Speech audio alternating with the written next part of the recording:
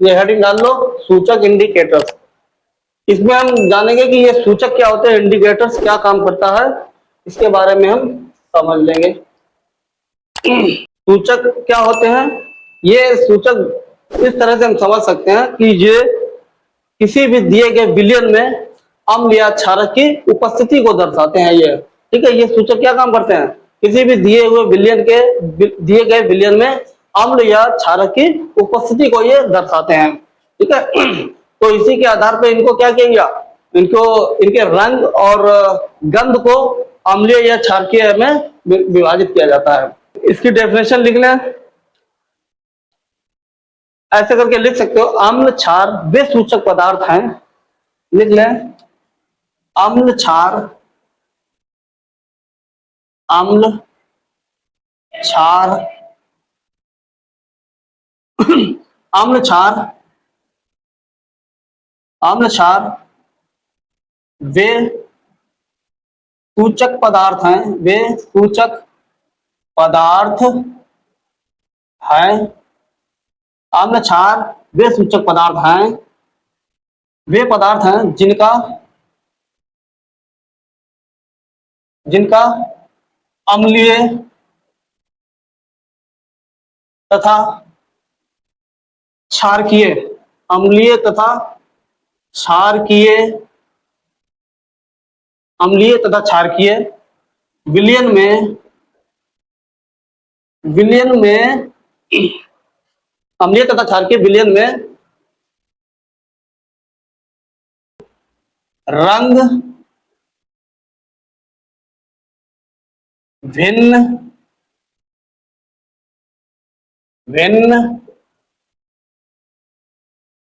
होता है। ठीक है, सूचक क्या है? अम्ल क्षार वे सूचक पदार्थ हैं जिनका अम्लीय तथा क्षारकीय विलयन में रंग भिन्न भिन्न या अलग अलग होता है, उन्हीं को सूचक कहा जाता है। उन्हीं के बारे में कहा गया कि उन्हीं को क्या बोलते हैं, सूचक कहा जाता है। अम्ल क्षार वे सूचक पदार्थ हैं जिनका अम्लीय तथा क्षारकीय विलयन में रंग क्या होता है, भिन्न भिन्न होता है। ठीक है, रंग क्या होता है, भिन्न भिन्न होता है। नोट कर लो इसको। इंडिकेटर सूचक होते कितने प्रकार के हैं? हमारे सूचक 3 प्रकार के होते हैं। ठीक है, उनके बारे में लिखेंगे, अभी तीनों के बारे में लिख लेंगे। पहले नंबर पे पहला काम ये कर लो कि सूचक क्या होते हैं, ये लिख लिया। फिर सूचक के अंदर चलेंगे, सूचक के अंतर्गत क्या होते हैं, हमारे 3 इंडिकेटर होते हैं, उनके बारे में लिखेंगे, समझेंगे क्या क्या होते हैं, इनका यूज क्या क्या होता है। चलो, सूचक हमारे मुख्यतः 3 प्रकार के होते हैं।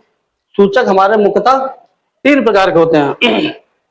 नंबर 1 होता हमारा प्राकृतिक सूचक, दूसरा होता हमारा संश्लेषित सूचक, दूसरा मतलब संश्लेषित बोल सकते हैं या कृत्रिम बोल सकते हैं, कृत्रिम सूचक या संश्लेषित सूचक, और तीसरा होता है गंधीय सूचक हमारा।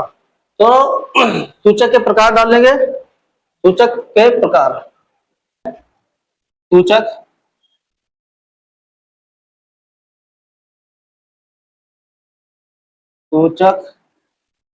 के प्रकार, सूचक के प्रकार लिख लेंगे, सूचक के प्रकार। अब सूचक के प्रकार, पहला नंबर डालो प्राकृतिक सूचक, नंबर 1 हेडिंग डालो प्राकृतिक सूचक, हेडिंग नंबर 1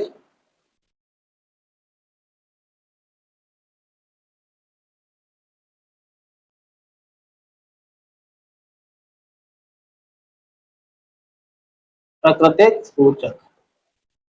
ठीक है, इसको बोलते हैं हम नेचुरल इंडिकेटर, इसको नेचुरल इंडिकेटर्स, ठीक, नेचुरल इंडिकेटर्स। ये इसके बारे में देखें, ये प्राकृतिक सूचक होते क्या हैं। इस प्रकार के सूचक जो होते हैं प्राकृतिक के पाए जाने वाले पौधों में पाए जाते हैं। इस प्रकार के सूचक क्या होते हैं, इस प्रकार के सूचक प्रकृति में पाए जाने वाले पौधों में पाए जाते हैं, जैसे कि पत्ता गोभी, हल्दी, लाल लिटमस पेपर, ठीक है, इन सभीयों में ये सूचक पाए जाते हैं, जिसको नेचुरल इंडिकेटर्स बोलते हैं। लिख लें इस तरह से, इस प्रकार के सूचक, इस प्रकार के सूचक, इस प्रकार के सूचक, इस प्रकार के सूचक, प्रकार के सूचक पौधों में पाए जाते हैं। इस प्रकार के सूचक पौधों में पाए जाते हैं, ठीक है। इस प्रकार के सूचक किसमें पाए जाते हैं? पौधों में पाए जाते हैं, ठीक है। तो पौधे एग्जांपल लिख लेंगे हम, उदाहरण के तौर पर लिख लेंगे एग्जांपल, उदाहरण लिख देंगे, लाल पत्ता गोभी। क्या? लाल पत्ता गोभी, लाल पत्ता गोभी, ठीक है। लाल वाली पत्ता गोभी होती है, उसमें पाया जाता है। नंबर 2, हल्दी में भी पाया जाता है, हल्दी। और लिटमस पेपर में पाया जाता है, किसमें? लिटमस पेपर में, लिटमस पेपर आदि, ठीक है। लिटमस पेपर आदि में पाया जाता है। और होते हैं जैसे कि फूल होता है एक अलग किस्म का, जो जिसमें उसमें भी पाया जाता है।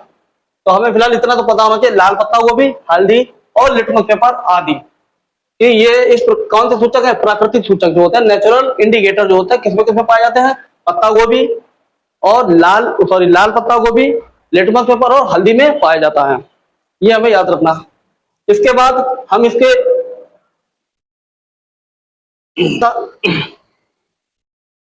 एक हम टेबल बना लेंगे इसकी, प्राकृतिक सूचक की क्या बनती है, टेबल बना लो। जैसे कि हमने बना ली टेबल इस तरह से, ठीक है। जहां पे हम लिख लेंगे, इधर लिखेंगे सूचक अम्लीय और क्षारीय। अम्ल अम्ल में कैसे परिवर्तन होगा? अम्ल में परिवर्तन और क्षार में परिवर्तन। ये अम्ल क्या करेगा? रंग और गंध में परिवर्तन करेगा, और ये क्षार रंग और गंध में परिवर्तन करेगा। हम लोग लिख लेंगे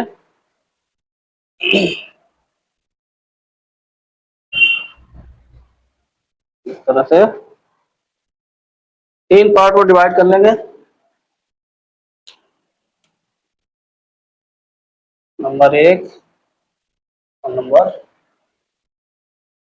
2 ऐसे करके बना लेंगे। यहाँ पे ऐसे और ऐसे और ऐसे, सूचक, सूचक इधर रखेंगे, सूचक को होते हैं इंडिकेटर, इंडिकेटर्स। और यहाँ पे लिखेंगे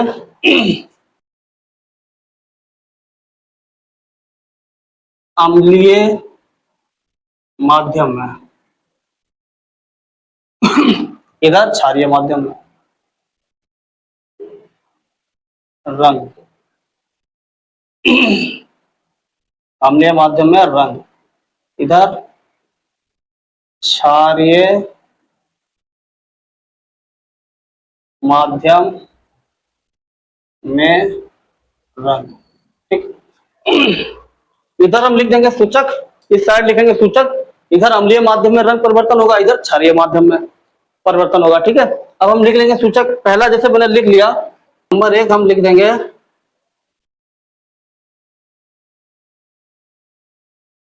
लिटमस,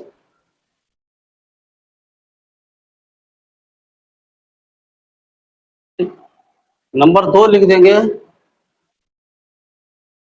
लाल पत्ता गोभी, लाल पत्ता गोभी, ठीक है। नंबर 3 लिख देंगे हम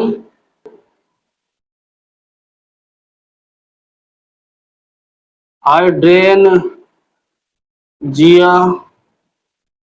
हाइड्रेनजिया पौधे के फूल, हाइड्रेनजिया, हाइड्रेनजिया पौधे का फूल होता है, हाइड्रेनजिया पौधा होता है, ठीक है।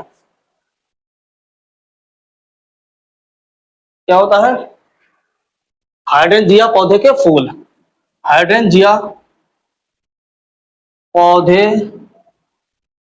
के फूल, ठीक है, हाइड्रेंजिया पौधे के फूल। अब इसमें देखना है कि जो लाल लिटमस पेपर है ये हम लोग पहले से जानते हैं, जो लिटमस पेपर है वो अम्ल में कैसा हो जाता है, अम्लीय अवस्था में कैसा होता है, जब अम्ल में डुबाया जाता है तो किस तरह का होता है, अम्ल में लाल हो जाता है, किस तरह का, अम्ल में तो लाल होता है, और क्षार में कैसा होता है, क्षार में नीला होता है, क्षार में नीला हो जाता है, क्षार में हमारा नीला हो जाता है।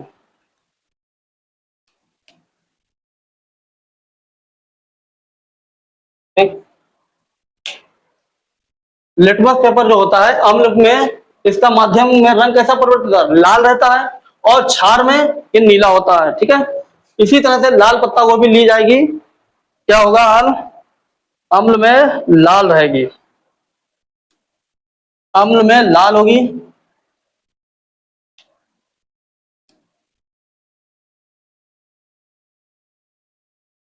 लाल, और क्षार में, क्षारीय माध्यम में क्या हो जाएगा, इसका कलर चेंज हो जाएगा, ये हरा हो जाएगा। ठीक है, लाल पत्ता गोभी अम्लीय अवस्था में क्या होगी, लाल, और क्षारीय में हरा हो जाएगा। इसी तरह हाइड्रेंजिया के पौधे का कलर क्या होता है, हाइड्रेंजिया के जो पौधा होता है उसका कलर क्या होता है, अम्ल में उसका कलर होता है नीला, और क्षारीय में कैसा हो जाएगा, क्षारीय में कैसा हो जाएगा, क्षारीय में ये गुलाबी हो जाएगा, कैसा हो जाएगा, गुलाबी, कैसा हो जाएगा, गुलाबी। ठीक है, इतनी बात क्लियर हो गई। तो ये हमारे सूचक थे, कुछ सूचक होते हैं जो अलग अलग अवस्थाओं में चेंज हो जाते हैं, जैसे कि लिटमस पेपर था, अम्लीय अवस्था में लाल था, क्षारीय में नीला हो गया। इसी तरह लाल पत्ता गोभी, लाल पत्ता गोभी क्या थी, अम्ल में लाल थी और क्षारीय में हरा हो गई। और हाइड्रेंजिया पौधे का फूल जो था वो कैसा था, अम्ल में नीला था और क्षार में गुलाबी हो जाता है। देखो लाल पत्ता गोभी, अच्छा हल्दी भी दी गई है, हल्दी भी क्या होती है, हल्दी का भी कलर चेंज हो जाता है। ये रह गई हमारी क्या, हल्दी, हल्दी कैसी दिखती है, हल्दी पीली दिखती है ना, तो ये क्या करती है, अम्ल में तो ये इसका क्या रहता है, पीला ही कलर रहता है, लेकिन जैसे ये क्षार में आती है तो इसका रंग भूरा हो जाता है। ठीक है, कैसा हो जाता है, भूरा हो जाता है क्षार में। इसमें तो अम्ल में, एसिड में कैसी रहती है, एसिड में तो ये येलो ही रहती है, पीली रहती है, लेकिन क्षार में क्या होती है, इसकी स्थिति चेंज हो जाती है, लाल भूरा हो जाता है, हल्का सा भूरा हो जाता है। ठीक है, ये टेबल बना लो। इसके बाद अगली हेडिंग डालेंगे हम, ये हो गई प्राकृतिक नेचुरल इंडिकेटर। अगला डाल लेंगे हम कृत्रिम, कृत्रिम सूचक, जिसको बोलते हैं संश्लेषित इंडिकेटर्स, संश्लेषित इंडिकेटर भी बोल सकते हैं उसको। ड्रॉप कर दो, चलिए क्लियर हो गया ये। प्राकृतिक सूचक होते हैं, इस प्रकार के सूचक किसमें पाए जाते हैं, पौधों में पाए जाते हैं। ठीक है, इस प्रकार के सूचक किसमें पाए जाते हैं, पौधों में पाए जाते हैं। जैसे एग्जांपल के लाल पत्ता गोभी, हल्दी और लिटमस पेपर। ठीक है, लिटमस पेपर क्या होता है, अम्ल में क्या करता है, लाल रहता है और क्षार में नीला हो जाता है। इसी प्रकार लाल पत्ता गोभी अम्ल में क्या होती है, लाल होती है और क्षार में कैसी हो जाती है, क्षार में हरी हो जाती है। और हाइड्रेंजिया पौधे का फूल जो होता है वो अम्ल में क्या होता है, नीला होता है और इधर गुलाबी हो जाता है। ठीक है, इतनी बात क्लियर। और जैसे हल्दी है, हल्दी का कलर तो पता ही होता है, पीला होता है, तो ये अम्ल में क्या होती है, अम्ल में तो जो है पीली ही रहती है, जैसे ही ये क्षार में आती है तो इसका कलर क्या हो जाता है, ये लाल और भूरा हो जाता है इसका कलर। हल्दी को फोड़ो, फोड़ने पर अंदर कैसा निकलता है, लाल और भूरा निकलता है। इतनी बात क्लियर। ठीक है,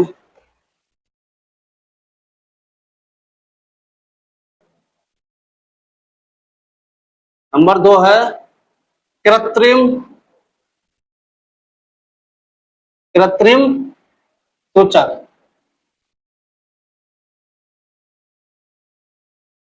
नंबर 2 क्या हमारा, कृत्रिम सूचक, जिसको सिंथेटिक, सिंथेटिक इंडिकेटर बोल सकते हैं इसको। ठीक है, और संश्लेषित सूचक भी बोला जाता है इसको, संश्लेषित भी बोलते हैं, या संश्लेषित, संश्लेषित, संश्लेषित। ठीक है, कृत्रिम सूचक, या इसको संश्लेषित भी बोल सकते हैं, जिसको इंग्लिश में बोलते हैं सिंथेटिक इंडिकेटर्स। ठीक है, ये सिंथेटिक इंडिकेटर्स होते हैं। और ये कैसे बनते हैं, ये क्या होता है कृत्रिम सूचक, ये मानव द्वारा निर्मित प्रयोगशाला में किया गया ये रासायनिक पदार्थ होता है। ठीक है, ये रासायनिक पदार्थ होता है, इतना हमें याद रखना। कृत्रिम का मतलब मानव द्वारा निर्मित, तो ये प्रयोगशाला में किया गया रासायनिक पदार्थ है। क्या है ये, प्रयोगशाला में प्रयोग किया गया रासायनिक पदार्थ है कृत्रिम सूचक। इसके बारे में लिख लो ऐसे हैं, प्रयोगशाला, प्रयोगशाला में निर्मित, निर्मित प्रयोगशाला में निर्मित सूचक, निर्मित सूचक कृत्रिम सूचक कहलाते हैं, कृत्रिम सूचक कहलाते हैं। ठीक है, ये क्या होते हैं कृत्रिम सूचक, जो प्रयोगशाला में प्रयोग निर्मित किए जाते हैं, बनाए जाते हैं, उन्हीं को क्या कहा जाता है, कृत्रिम सूचक कहा जाता है, या संश्लेषित सूचक, या सिंथेटिक्स इंडिकेटर्स बोलते हैं इनको। ठीक है, इतनी बात क्लियर। ये प्रयोगशाला या लैब में बनाए जाते हैं, मानव द्वारा निर्मित किए जाते हैं, उन्हीं को कृत्रिम सूचक कहा जाता है। नंबर 1 क्लियर हो गया। अगली एग्जाम्पल लिख लें इसके, क्या क्या एग्जाम्पल होते हैं, क्या क्या निर्मित होते हैं, तो एग्जाम्पल लिख लेंगे हम। एग्जाम्पल,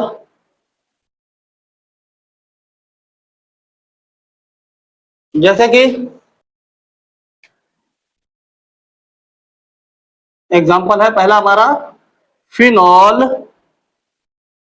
फिनॉल्फ, फिनॉल्फ थैलीन है,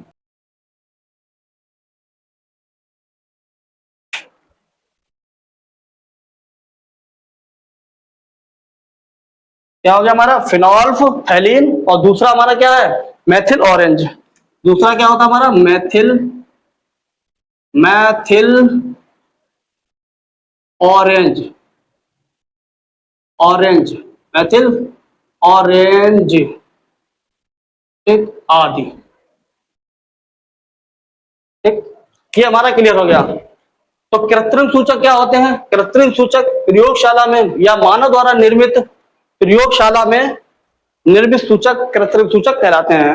या रासायनिक पदार्थ होते हैं, जो रासायनिक पदार्थ होते हैं उन्हीं को कृत्रिम सूचक कहा जाता है, जैसे कि फिनॉल्फ, फिनॉल्फ, फिनॉल्फ थैलीन और मेथिल ऑरेंज आदि।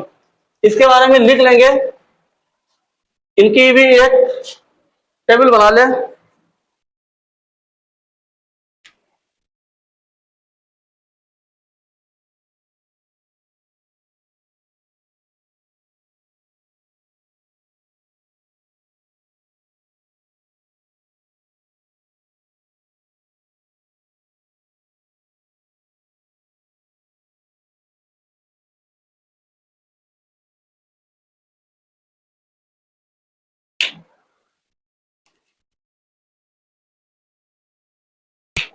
ये हमारे हैं क्या सूचक, ये हमारे हो जाएंगे सूचक, और ये हो जाएंगे हमारे अम्लीय, अम्लीय माध्यम में, अम्लीय माध्यम में, और ये हो जाएगा क्षारीय माध्यम में, क्षारीय माध्यम में। ठीक, ये अम्लीय माध्यम में, ये क्षारीय माध्यम में। इसका भी बना देंगे उसी तरह, सूचक लिख देंगे कौन कौन से। पहला तो हमारा यही है फिनॉल, फिनॉल थैलीन, और दूसरा है ऑरेंज, मेथिल ऑरेंज। तो पहला नंबर है हमारा, पहला नंबर दिया गया है फिनॉल,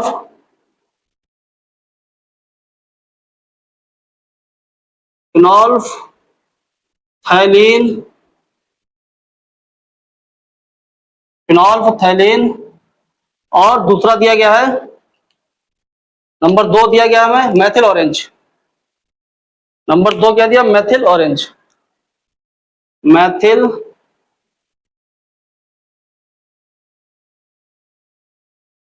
ऑरेंज, मेथिल ऑरेंज।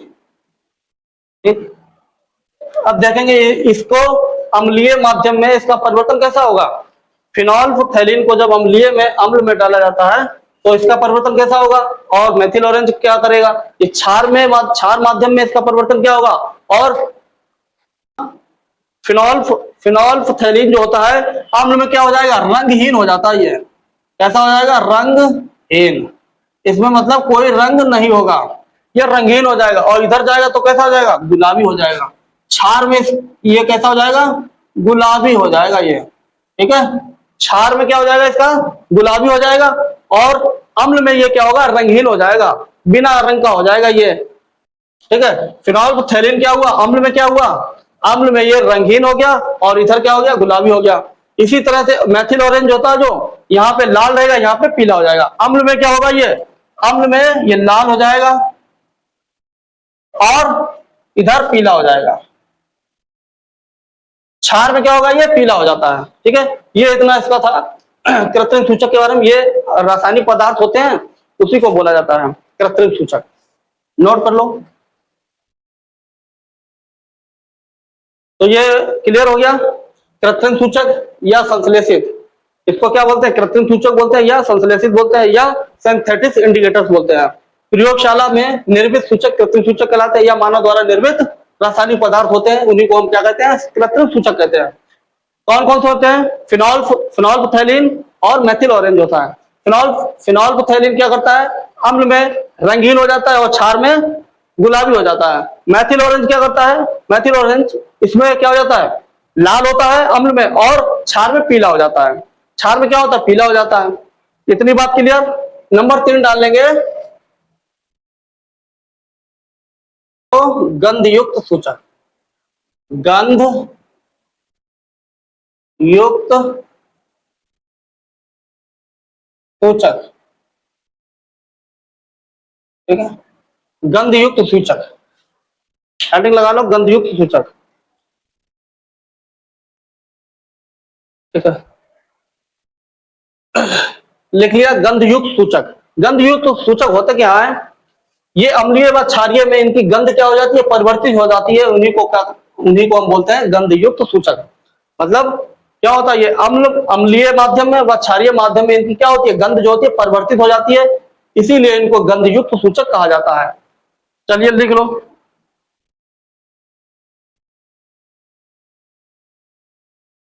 ये अम्लीय, ये अम्लीय व ये अम्लीय व क्षारीय, ये अम्लीय व क्षारीय माध्यम में, ये अम्लीय व क्षारीय माध्यम में, ये अम्लीय व क्षारीय माध्यम में ऐसे लिखेंगे, अम्लीय व क्षारीय माध्यम में इनकी गंध, इनकी गंध परिवर्तित हो जाती है। इनकी गंध परिवर्तित परिवर्तित हो जाती है। अम्लीय व क्षारीय माध्यम में इनकी गंध परिवर्तित हो जाती है, इसीलिए इनको क्या कहा जाता है? गंध युक्त सूचक कहा जाता है। हो जाती है गंध युक्त, गंध युक्त सूचक कहलाते हैं। ठीक, इतनी सी बात लिख लो। गंध युक्त सूचक होते क्या है? अम्लीय व क्षारीय, अम्लीय व क्षारीय माध्यम में इनकी गंध गंध परिवर्तित हो जाती है, गंध युक्त सूचक कहलाते हैं। अब हम आएंगे यहां पे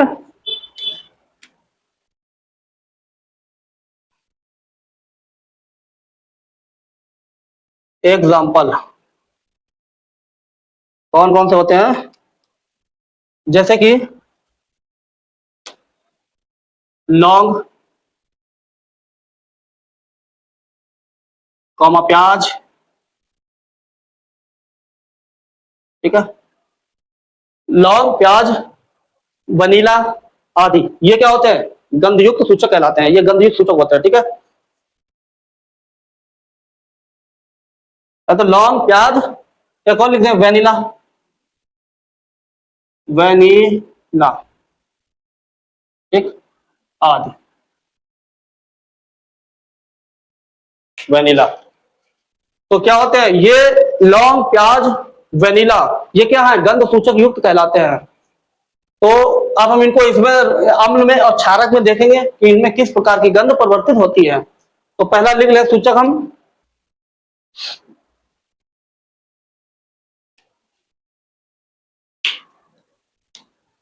हेडिंग डाल दूं मैं, पहला लिख दो लौंग और दूसरा प्याज, ठीक है, दूसरा प्याज। हमें देखना है लौंग जब अम्ल में डाला जाता है तो इसमें किस प्रकार की गंध आती है, और प्याज को क्षार में डाला जाता है तो किस प्रकार की गंध आती है। लिख लेंगे लौंग और प्याज। लौंग में देखेंगे, लौंग में क्या होता है, समान गंध रहती है। क्या रहती है, लौंग में जैसी गंध होती है वैसी ही रहती है किसमें, अम्लीय माध्यम में। समान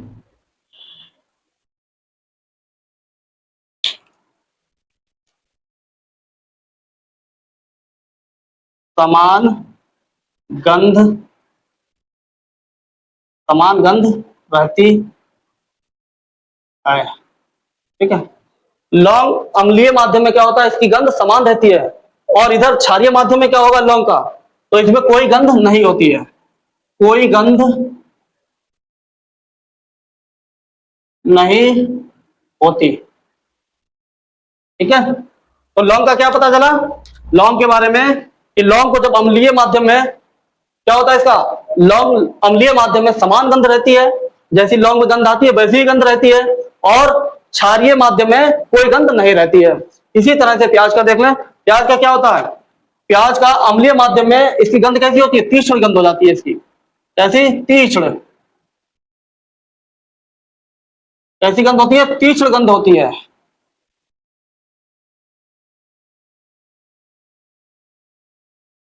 ठीक है। प्याज का रस जो होता है ना, अम्लीय माध्यम में डाला जाता है तो इसकी गंध कैसी होती है, तीक्ष्ण गंध हो जाती है। और यहाँ क्षारीय माध्यम में क्या होगा, इसमें कोई गंध नहीं होती है, क्षारीय माध्यम में कोई गंध नहीं, कोई गंध नहीं होती, ठीक है। इन दोनों में कॉमन क्या रहा, क्षारीय माध्यम में तो इनमें कोई गंध नहीं रहती, लेकिन अम्लीय माध्यम में लौंग की गंध वही समान रहती है और प्याज की गंध तीक्ष्ण गंध हो जाती है। चलिए ये नोट कर लीजिए, ये क्लियर हो गया, ये क्लियर हो गया, ठीक।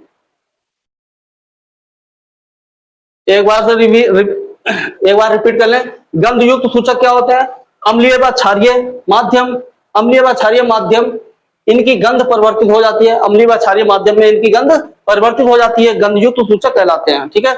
एग्जांपल लौंग, प्याज, वेनिला, सूचक ले लिया लौंग और प्याज। लौंग को जब अम्लीय माध्यम में देखा गया तो क्या हुआ, इसकी समान गंध रहती है लौंग की, ठीक है, लौंग की गंध क्या रहती है, समान रहती है, और क्षारीय माध्यम में इसकी गंध नहीं रहती है, कोई गंध नहीं होती है। प्याज का क्या होता है, प्याज को लिया जाता है अम्लीय माध्यम में तो इसकी गंध तीक्ष्ण हो जाती है, लेकिन क्षारीय माध्यम में इसकी कोई गंध नहीं रहती है, ठीक है।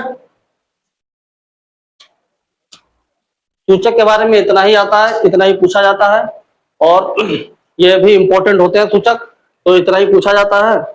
तो ये हमें क्लियर होना चाहिए था, और आशा है कि क्लियर हो गया होगा, इसमें तो कोई डाउट नहीं रहा होगा।